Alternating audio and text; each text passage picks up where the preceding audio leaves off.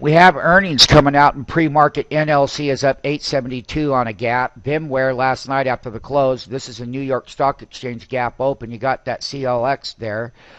Some of the ones that we were trading was at Monsanto. It had delivered a fairly decent number. We'll take a look at the earnings in pre-market because we have a lot of them coming out. And what we'll do is we'll take the list and see what's happening. So we got a bull gap, fairly decent.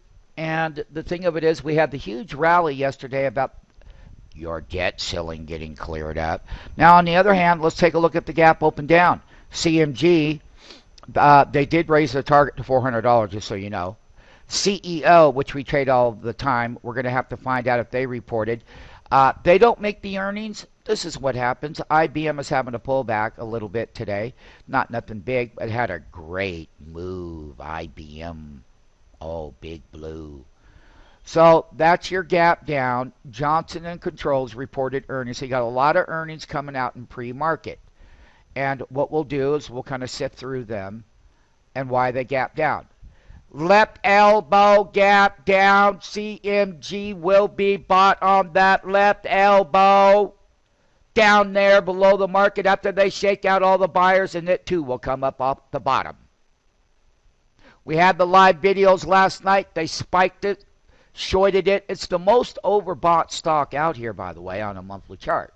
So the trading component, the way that it will trade is that it will have that left elbow gap down.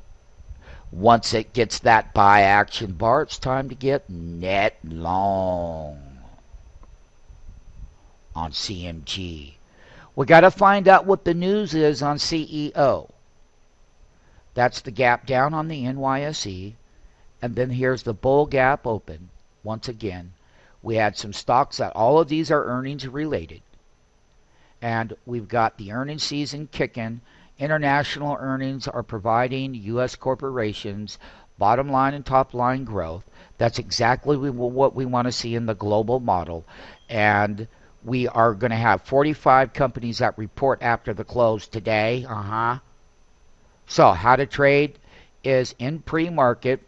When you take an NLC trade, and we'll look up the news, it really won't matter. Don't even need to know anything about it other than it will be an overbought gap.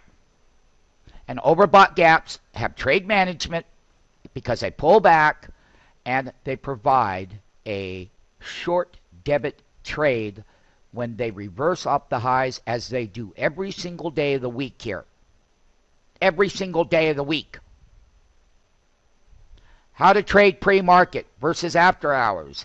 Pre-market earnings are coming out. Tiffany is extremely overbought. So there are some things in here, and we'll go through them as the trading day starts. Take a look at the BTU energies and some of these. Like Caterpillar's got that $8 gap again. Things like BHP, Hilton, and whatnot are a little bit volatile. Okay? Their yields aren't extremely high within the trade management, but they do provide entries and exits with profits. Learn how to trade the NYSE pre-market.